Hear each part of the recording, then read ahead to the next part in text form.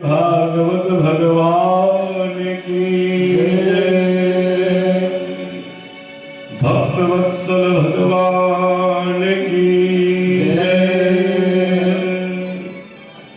श्री राधे राधे गोविंद गोविंद राधे। राधे राधे गोविंद गोविंद राधे। श्री राधे राधे गोविंद गोविंद राधे। श्री राधे राधे गोविंद गोविंद राधे।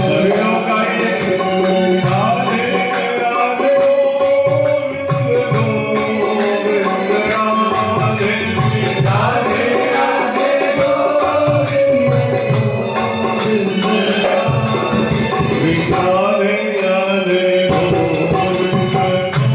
गोविंद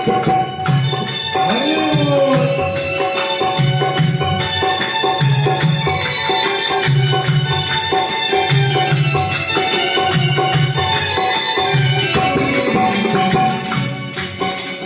राधे राधे गोविंद गोविंद राधे। श्री राधे राधे गोविंद गोविंद राधे। श्री राधे राधे गोविंद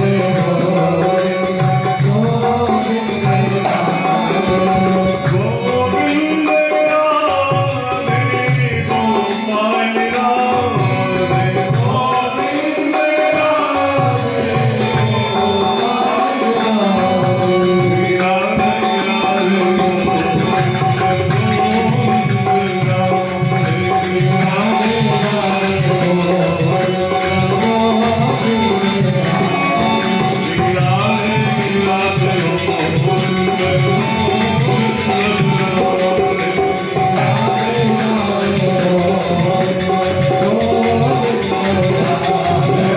राधे। श्री राधे राधे गोविंद गोविंद राधे।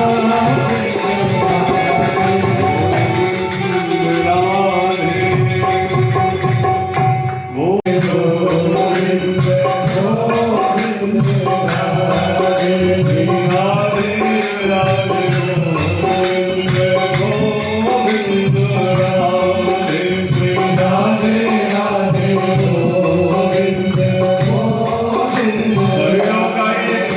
गोपाल राधे। गोविंद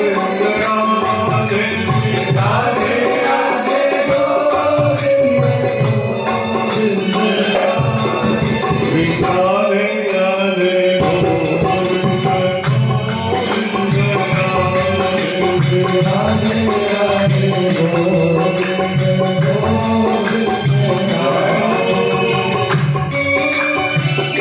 प्रथम महात्मा में प्रथम श्लोक बता रहे हैं। सच्चिदानंद रूपाय विश्वोत्पत्त्यादि हेतवे तापत्रय विनाशाय श्री कृष्णाय वयं नमः। बोले भगवान सच्चिद आनंद स्वरूप घनश्याम है और सच्चिदानंद भगवान है, सत चित और आनंद। महाराज प्रथम दिन की चर्चा में बताया गया कि सत क्या है और चित्त क्या है और आनंद क्या है। तो बोले सत्य तो केवल एक ही है, सत्य न दूसर धर्म समाना, सत्य न दूसर धर्म समाना, आगम निगम पुराण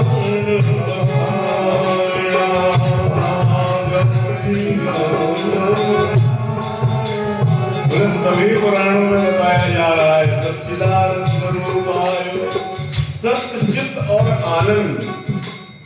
महाराज सत्य को धारण करें और अपना चित्त आनंद से श्रीमद् भागवत की वार्ता में लगाएं। और आनंद क्या है? आजकल थोड़ी थोड़ी चीजों में आनंद की प्राप्ति हुआ होने लगती है।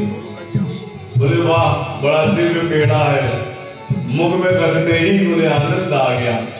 आनंद तो सिर्फ नंद के घर में आया। आनंद किनके घर में आया? नंद के घर में आनंद है। तो बोले भागवत का पाठ जिसने कर लिया उसका तो आवागमन का ही विचार खत्म हो जाएगा। अभाताशम विज्ञान तौ सह कथामृतम श्रीमद्भागवती वार्ता सुराणामपि दुर्लभम। सुखदेव जी ने देवताओं को अभक्त समझकर और भागवत कथामृत का दान उनको नहीं किया। वही भागवत कथामृत में आप लोगों को श्रवण कराऊंगा। देवताओं ने जब ब्रह्मा जी से शिकायत की और ब्रह्मा ने जब भागवत जी को तराजू में तौला तो देखा क्या कि भागवत कथा का जो पड़वा है वो नीचे की ओर आ गया और अमृत महाराज ऊपर उठता चला जा रहा है। तो उसमें भी जब ब्रह्मा जी ने कथा एक तरफ भागवत भगवान की पोथी और दूसरी तरफ अमृत रखा तो महाराज अमृत का वजन हल्का हो गया और भागवत सुराणामपि दुर्लभम, जो असुरों को देवताओं को भी दुर्लभ है वो है श्रीमद् भागवत कथा।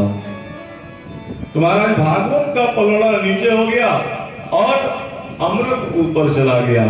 श्रीमद् भागवताख्यायं प्रत्यक्ष कृष्ण एव ही।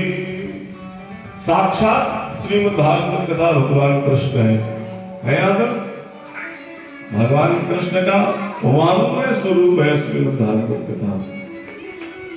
सूत जी कहते हैं परीक्षित दूसरी बात कथा में स्थान का चयन करना चाहिए। 188,000 ऋषियों को बता रहे हैं कि कथा कहाँ करनी चाहिए, कथा किस प्रकार करनी चाहिए और कथा किस प्रकार सुननी और सुनानी चाहिए। महाराज कथा के लिए बड़ा दिव्य स्थान होना चाहिए। दिव्य भागवत जी का मंच बनाया गया है और उस मंच में व्यास जी को बिठाना चाहिए जो व्यास दिव्य कथा आप सभी को सुनाए।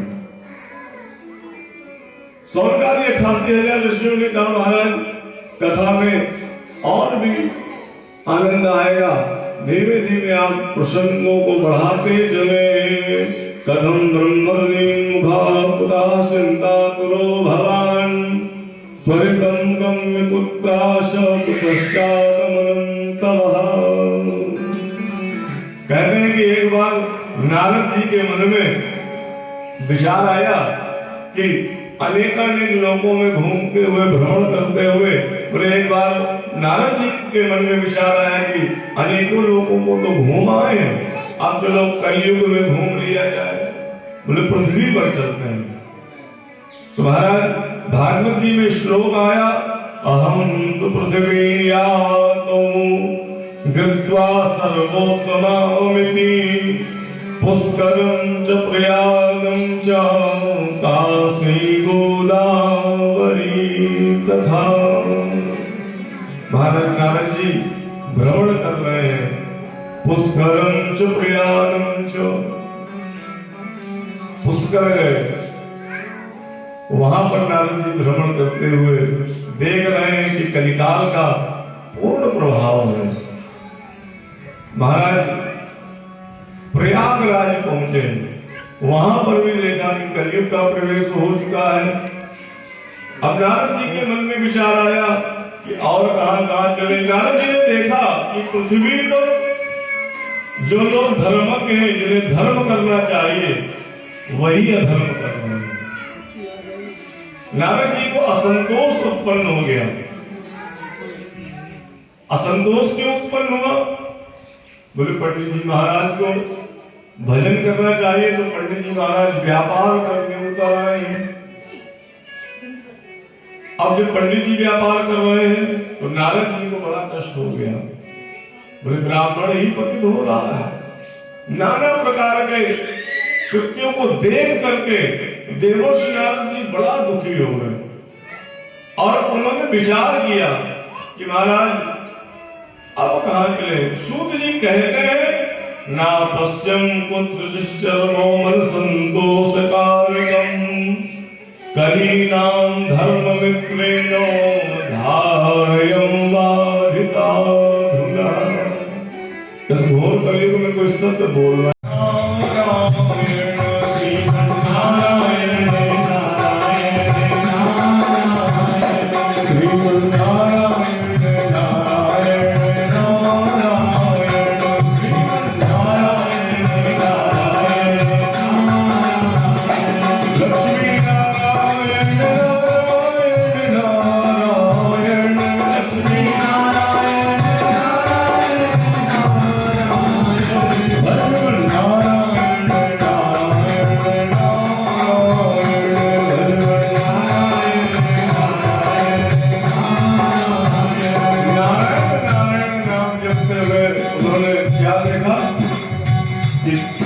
कलिकाल का पूरा प्रवेश सब जगह तो उनको मिला। काशी में मिला, गोदावरी में मिला, पुष्कर और प्रयाग में मिला। लेकिन महाराज देवर्षि नारद श्री धाम वृंदावन पहुंचे तो वहां क्या देखा? वहां पे देखा कि एक युवा अवस्था में भक्ति और ज्ञान और वैराग्य नाम के दो पुत्र हैं। भक्ति महारानी का दर्शन कर नारद ने विचार किया कि हे देवी आप कौन हैं? उन्होंने कहा मैं भक्ति हूं। बोले अरे और ये दोनों? बोले हमारे पुत्र ज्ञान और वैराग्य हैं। तो बोले ये आपके पुत्र हैं माता जी? बोले ये हमारे ही पुत्र हैं। तुम्हारे वृंदावन में उनकी क्या स्थिति हो गई? वहां भक्ति तो नजर आई परंतु ज्ञान और वैराग्य मूर्छित होकर गिर पड़े, मूर्छित पड़े। भक्ति ने बताया महाराज हम सौराष्ट्र देश से आए हैं, सभी जगह भ्रमण करते हुए तो हर जगह तो भक्ति की गति कम हुई, परंतु ज्यों ही वृंदावन में भक्ति महारानी का प्रवेश हुआ तो भक्ति महारानी तरुणावस्था को प्राप्त हो गई। बोलो भक्त वत्सल भगवान की।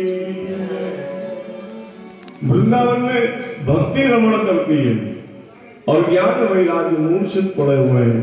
नारद जी के मन में बड़ा असंतोष उत्पन्न हुआ। नारद जी ने देखा कि अरे ये ज्ञान और वैराग्य मूर्छित है और भक्ति नाम भक्ति वहां करुणावस्था को प्राप्त है 16 वर्ष की आयु में। तो महाराज भक्ति ने नारद जी को देख करके कहा भो भो साधु क्षणम तिष्ठ। बोले साधु कहां जा रहे हैं? तो देवर्षि नारद की और भक्ति महारानी की वार्ता होने लगी। अब जब महारानी भक्ति और देवर्षि नारद आपस में चर्चा करने लगे तो उनके मन में बड़ी जिज्ञासा उत्पन्न हुई।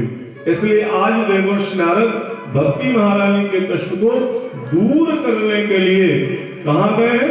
बद्रीनाथ धाम में। और वहां बद्रीनाथ धाम में महाराज ब्रह्मा जी के पुत्र विराजमान है, तपस्या कर रहे हैं, जिनका नाम है सनत सनंदन सनातन संत कुमार। आज देवर्षि नारद जी से महाराज सनत कुमारों की भेंट हो गई। देवर्षि नारद से पूछा, बोले महाराज बड़े दुखी क्यों लग रहे हो? बोले प्रभु इसलिए दुखी लग रहे हैं क्योंकि झूठ ही लेना झूठ ही देना।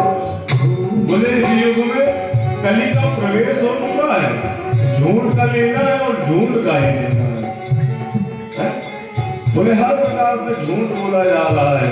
लेकिन महाराज जब हम वृंदावन धाम पहुंचे तो उन्होंने अपनी बात बताई कि हमें एक देवी मिली और वो बड़े कष्ट में है। बोले कौन है? बोले भक्ति महारानी नाम है।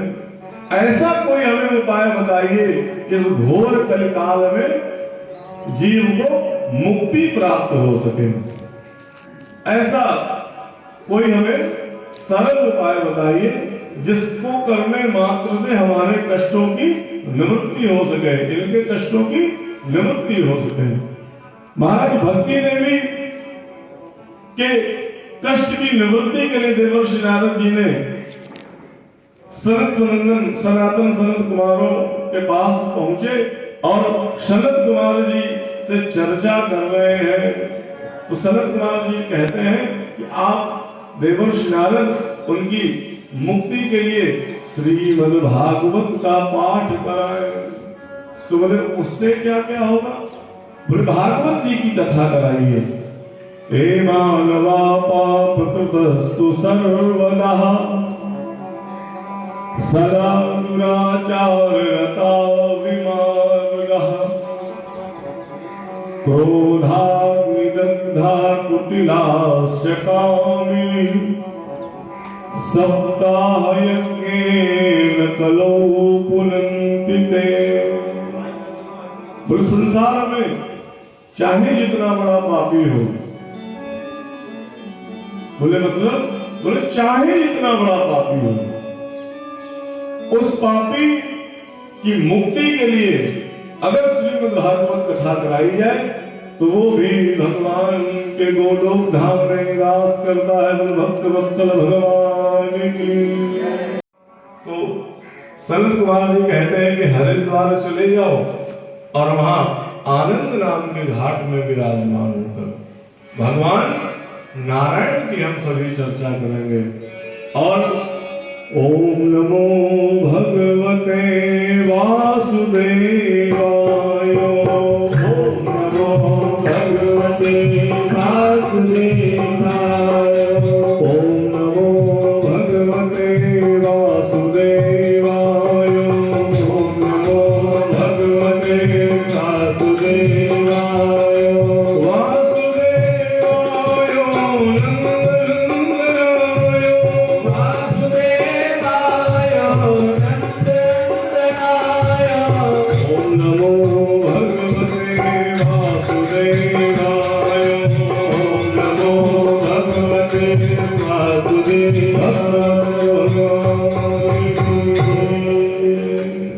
महाराज देवर्षि नारद जी ने आज सनत कुमार को दिव्य आनंद नाम घाट में हरिद्वार में दिव्य सनत कुमार जी के लिए व्यास मंच बनाया और उस व्यास मंच पर सनत कुमारों को बिठाया गया है। और देवर्षि नारद जी ने भक्ति ज्ञान और वैराग्य के लिए वहां पर 3 आसन बिछाए और देवर्षि नारद जी भी स्वयं वहां पर भगवान की भागवत कथा का श्रवण करने विराजमान हुए। सूत जी कहते हैं कि तुंगभद्रा तटे पूर्व भूतात्मानमुत्तमम् यत्र वर्णसुधर्मेण सत्य सत्कर्म तत्परः। महाराज तुंगभद्रा नाम नदी के किनारे बहुत सुंदर नगर था, जिस नगर का नाम था उत्तम नगर। और उस नगर में एक पंडित जी रहते थे और उन पंडित जी का क्या नाम था? आत्मदेव। आज महाराज आत्मदेव जी के मन में बड़ा आत्मचिंतन हुआ। आत्मदेव जी निश्चल ब्राह्मण है, कर्मकांडी ब्राह्मण है और भगवान के दिव्य सेवा करने वाले ब्राह्मण हैं, बड़े कष्ट में हैं।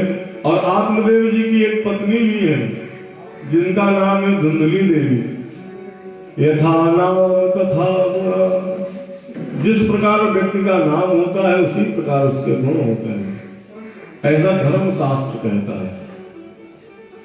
तो महाराज आत्मदेव पंडित जी बड़े संपन्न युक्त भजनानंदी ब्राह्मण है। प्रातः काल 4 बजे उठते हैं, गायत्री इत्यादि का जप करते हैं, संध्या वंदन करते हैं। लेकिन संत कुमार जी कहते हैं कि आत्मदेव ब्राह्मण के घर में कोई पुत्र नहीं है और शास्त्र कहता है कि जिनके घर में पुत्र या पुत्री का जन्म नहीं होता है उसको बड़ा अधर्मी विधर्मी मानते हैं। घर में अगर आस पड़ोस में किसी को संतान ना हो तो अगल बगल वाले ही ताना मारने लगते हैं। बोले बताओ 5 साल ब्याह करोगे और एक लड़का बच्चा नहीं बने, अगले बगल वाले उसको करने लगते हैं। तो महाराज वहां पर भी सनत कुमार जी कहते हैं कि भागवत जी की कथा से लाभ क्या क्या है और भागवत की कथा क्यों करानी चाहिए। बड़े बड़े पापी तर जाते हैं जो इधर उधर से आपको न प्राप्त हो, भागवत जी की कथा से प्राप्त हो जाएगा। आत्मदेव महाराज बड़े कष्ट में हैं, बड़े दुखी हैं, उनके मन में बड़ा असंतोष है। असंतोष क्यों है? क्योंकि घर में धन तो बहुत है लेकिन उस धन का भोग करने वाला कोई नहीं है। अच्छा, आत्मदेव जी को तो चिंता है कि हमें पुत्र की प्राप्ति हो जाए। आत्मदेव जी बड़ा चिंतन करते हैं, उन्होंने बड़े प्रयास किए, लेकिन जो उनकी पत्नी धुंधली देवी है उनको एक बार भी पुत्र की या पुत्री की किसी भी प्रकार की कोई कामना नहीं है। क्योंकि उनके मन में एक विचार है कि अगर हमें पुत्र होगा तो हमें गर्भ धारण करना पड़ेगा और हम गर्भ धारण करेंगे तो हमारा पेट निकल आएगा। मन में बड़े विचार करती हैं वो और आत्मदेव जी के मन में बड़ा असंतोष है। अच्छा, आत्मदेव जी का दुर्भाग्य क्या है कि महाराज उनके घर में गाय भी है तो उसको भी कोई संतान नहीं है। अब गाय को भी कोई संतान नहीं है, तुलसी जी का वो गमला भी अगर घर में लगाते हैं तो उसमें चाहे जितना जल डालें लेकिन वो तुलसी जी का भी गमला सूख जाता है। अब आत्मदेव जी बड़े कष्ट में हैं और उनके मन में एक विचार आया कि क्यों ना हम मृत्यु को ही प्राप्त कर लें। इसलिए आज आत्मदेव जी महाराज बड़े कष्ट में हैं और प्रातः काल घर से उठे, संध्या वंदन किया और मरने के लिए वो बेचारे जंगल की ओर बढ़ने लगे। नितांत घोर वन में प्रवेश कर गए, लेकिन अब मरना वो कोई साधारण काम है क्या? आप केवल मन में विचार करिए कि हम मर जाए। जो व्यक्ति आत्महत्या करता है आप समझिए कि उससे बड़ा साहस किसी का नहीं होता, क्योंकि आत्महत्या कोई कर नहीं सकता। हाँ, धमकी तो बहुत मिलेगी, आजकल के संसार में बहुत सारे प्रकार के, बोले पापा ये काम कराओ नहीं तो हम आत्महत्या कर लेंगे। यही धमकी आजकल माता पिता को प्राप्त हो रही है। बोले मोबाइल दिलाओ नहीं तो हम आत्महत्या कर लेंगे अगर मोबाइल ना दिलाओ है। मतलब वो जरा जरा सी बात पे, लेकिन मर कोई नहीं सकता, उसके लिए बड़ा साहस चाहिए। आत्मदेव जी भी महाराज जंगल में रुदन कर रहे हैं, लेकिन वो सरोवर में डुबकी लगा के वो डूब नहीं रहे हैं, जोर जोर से विलाप कर रहे हैं। तो महाराज आत्मदेव जी क्यों विलाप कर रहे हैं? क्योंकि वो निर्मल मन है, उनके मन में किसी भी प्रकार का कोई दोष नहीं है। बेचारे बड़े सज्जन ब्राह्मण हैं, लेकिन भगवत कृपा से उन्हें किसी भी चीज की प्राप्ति ही नहीं हो रही कि एक पुत्र हो जाए, ना हमको पुत्र हो तो हमारी गाय को ही पुत्र हो जाए, मतलब गाय को ही बछड़ा हो जाए, उससे ही हमारा संतोष दूर हो। तो आज आत्मदेव जी महाराज जंगल में और परम पिता परमात्मा से विनम्र प्रार्थना करते हुए उन्होंने विचार कर लिया है, अब हम शरीर का परित्याग कर देंगे। तो वही नारायण स्वरूप एक संत महापुरुष वहीं से निकल पड़े और उन्होंने आत्मदेव जी को देखा। देखते ही उन्होंने कहा, कथम रोध से विप्रत्वम काते चिंता वलीयसी वदत्वम सात्वरम मह्यम स्वास दुःखस्य कारणम। साधु महात्मा थे, उन्होंने तुरंत आत्मदेव से पूछा, कथम रोध से विप्रत्वम। बोले, हे विप्र, रोते क्यों हो इस नितांत वन में? आत्मदेव जी कहते हैं, जाओ जाओ महाराज, अपना काम करो, हम जो कर रहे हैं वो कर। लेकिन संत महापुरुष का लक्षण क्या होता है? संत ने देखा इस नितांत वन में अकेला ब्राह्मण रो रहा है, इसलिए इनसे पूछें कि क्या समस्या है आपको, क्या तकलीफ है। आत्मदेव जी बता रहे हैं कि हमें किसी भी प्रकार का सुख नहीं है। बोले क्यों? बोले, तुम तो घर से बड़े अच्छे पंडित जी जान पड़ते हो, देखने सुनने में सुंदर हो, शरीर से भी हष्ट पुष्ट हो, समस्या क्या है? उन्होंने बताया, महाराज हमारे घर में किसी भी प्रकार का कोई पुत्र नहीं है और मुझे पुत्र की प्राप्ति करनी है।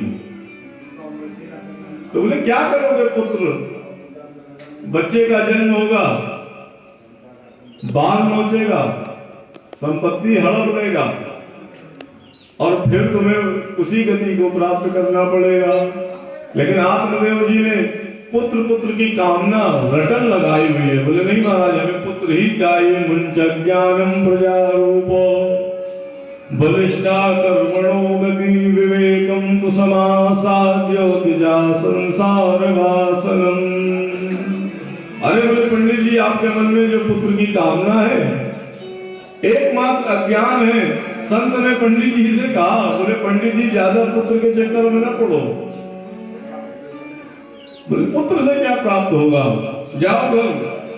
लेकिन संत महात्मा ने देखा कि आत्मदेव जी को बड़ा कष्ट है, इनकी जिज्ञासा है कि हमें पुत्र की ही प्राप्ति हो जाए, रुदन करने लगे। संत देवता ने बड़ा समझाया, बोले पुत्र से क्या करोगे? बोले, पुत्र होगा तो हमारे कुल के सारे पूर्वजों को मुक्ति प्राप्त होगी। सारे पूर्वज तर जाते हैं, ऐसा शास्त्र कहता है कि जिस घर में पुत्र नहीं होता उस घर में पितर भी उसके पितरपक्ष के भोग इत्यादि कर्म को नहीं ग्रहण करते हैं, तो पितृदोष लग जाता है उसमें।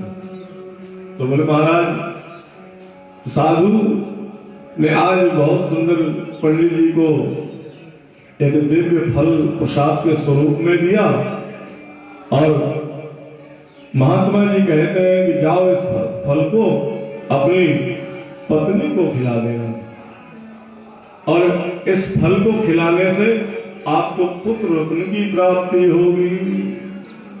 आत्मदेव जी संत का आशीर्वाद स्वरूप फल लेकर के अपने गांव आए और बड़ी प्रसन्नता से दौड़ते हुए अपनी पत्नी धुंधली देवी को आवाज लगाई। बोले, कहां हो प्रिय?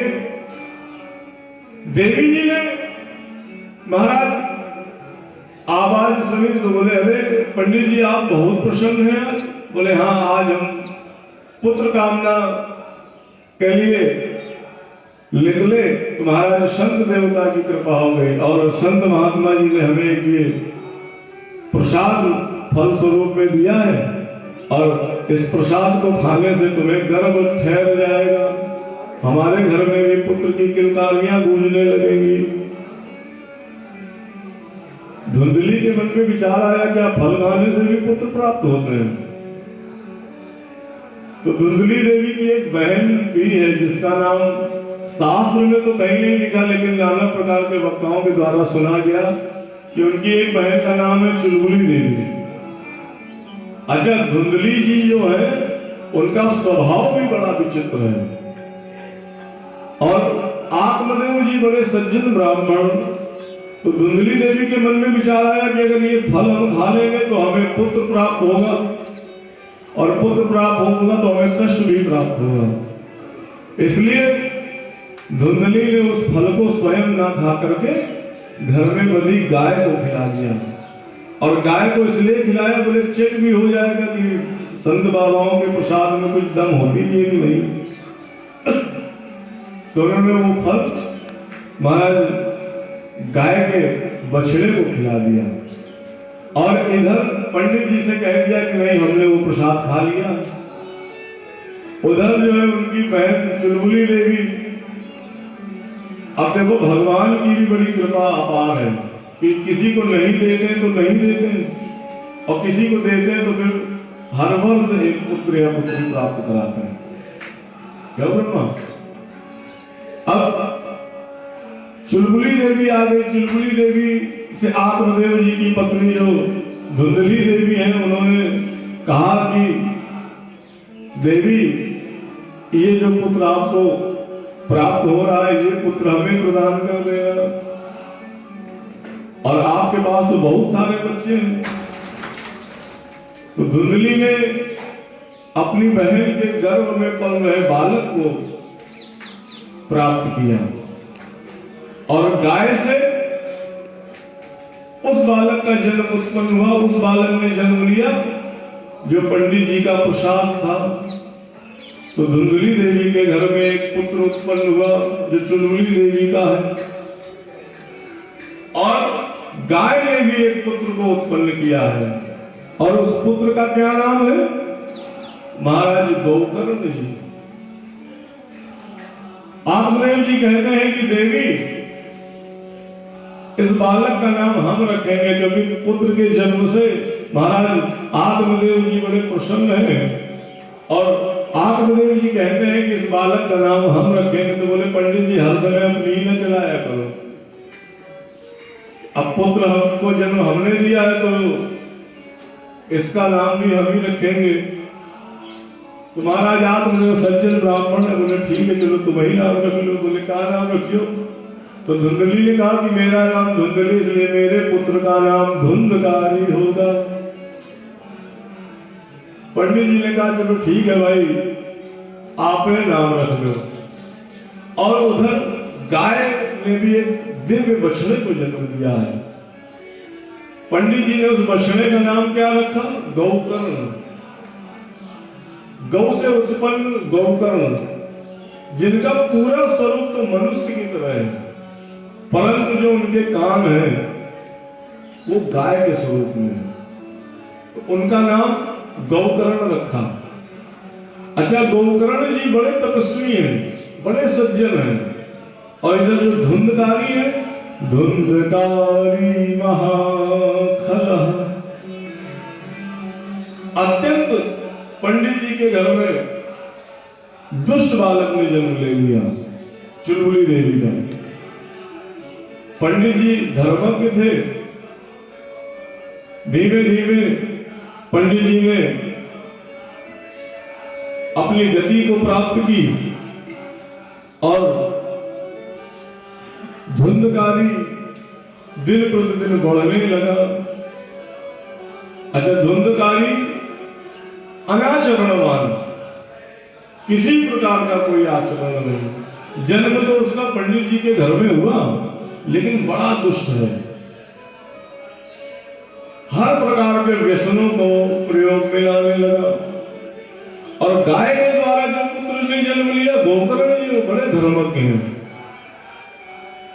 महाराज गोकर्ण जी दिनों दिन बाद भगवान की तपस्या के लिए निकल गए और इधर आत्मदेव जी का भी शरीर शांत हो गया और आत्मदेव जी के ना रहने पर धुंधकारी ने पूरे घर का जो सामान था वो सब बेचना शुरू कर दिया। दिन भर मदिरा पान करना, वैश्यागमन करने लगा।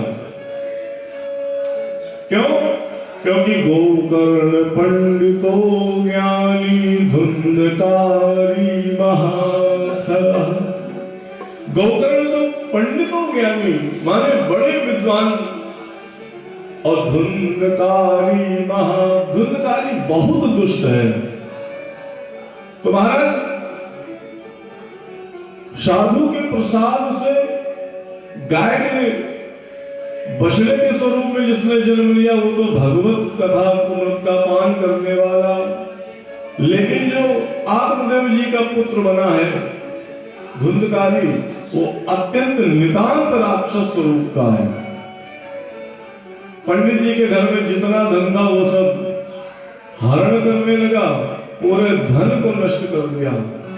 जहां पर सुबह शाम मंगलम भगवान विष्णु मंगलम गरुड़ध्वजा मंगलम पुंडरीकाक्षो मंगलाय तनो हरि, जहां सुबह शाम दिव्य भगवत चर्चा होती थी, आज उस घर में वैश्याओं का आगमन होने लगा।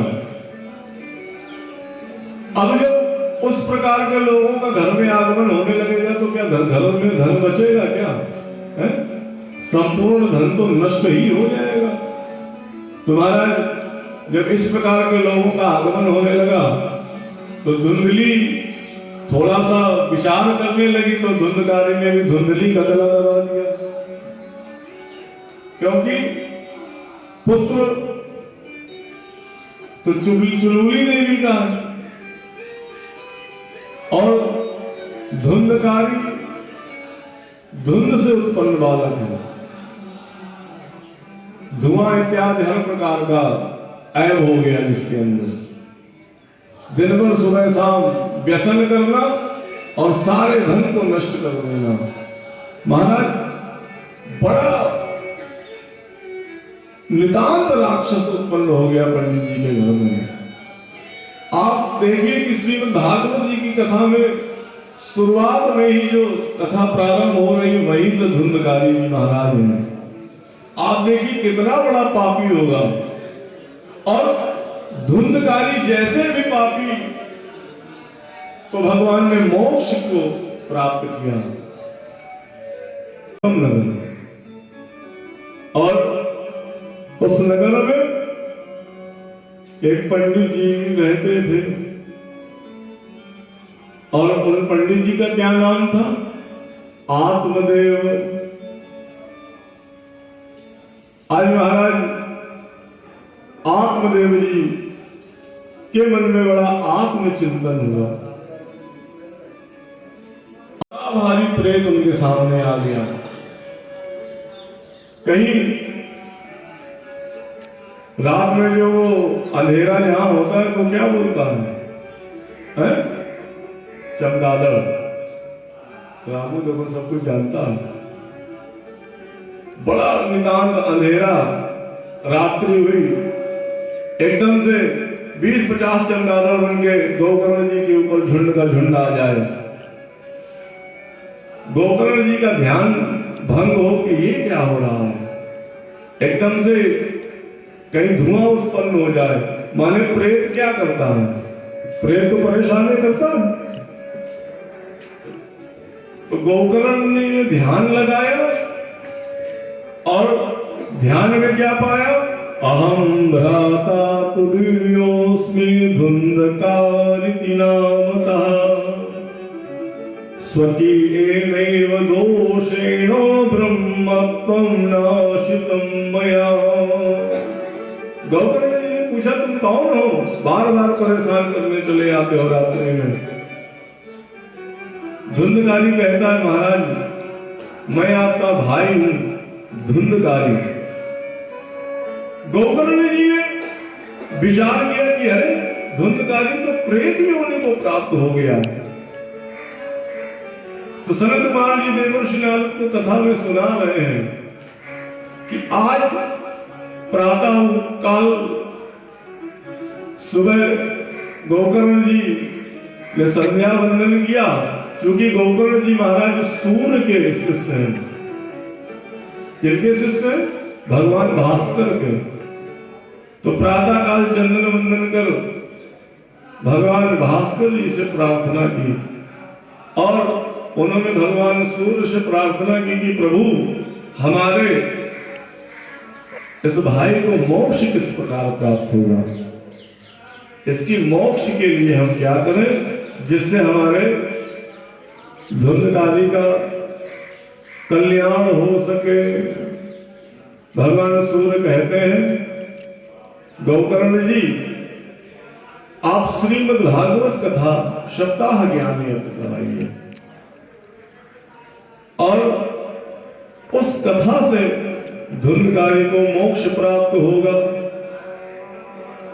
गोकर्ण जी ने ब्राह्मणों को बुलाया, दिव्य मुहूर्त विचरवाया और मुहूर्त विचरने के बाद में आज गोकर्ण जी ने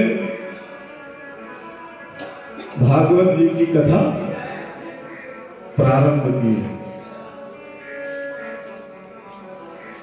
धुंधकारी प्रेत बन गया तो धुंधकारी के लिए सप्त ग्रंथि का एक बांस भी लगाया गया, उसी में धुंधकारी का निवास होता। यहां भी लगा है पीछे, जहां कहीं भी श्रीमद् भागवत कथा होती है वहां सप्त ग्रंथि का बांस लगाया जाता है, जिस बांस में धुंधकारी विराजमान होते हैं। जो अधर्मी विधर्मी हवा के द्वारा भी कथा सुनने गए तो वो सब उसी बांस में जाकर बैठ जाते हैं। तो महाराज गोकर्ण जी ने भी सप्त ग्रंथि का बांस लगाया और प्रथम दिन का पूजा हुआ, कलश स्थापना हुआ भागवत जी की कथा के लिए। बड़े सुंदर सुंदर पंडित जी बुलाए गए जिन्होंने दिव्य भगवान की पूजा कराई और भगवत चर्चा प्रारंभ हुई। सर्वतोभद्र इत्यादि बनाया, भगवान का पूजन प्रारंभ किया और भगवान का पूजन प्रारंभ करते ही संकीर्तन भी प्रारंभ किया। महाराज जी हमारे एक भजन गाया करते थे और ये संसार जो है उनके लिए तो ठीक है जिनको भोग विलासिता करनी है, लेकिन उनके लिए ठीक नहीं जो कामना करते हैं। तो वो गाया करते थे, इससे तो आगे भजन ही है साथी, हर के भजन बिंदु अकेला चलेगा। इससे तो आगे भजन ही है साथी,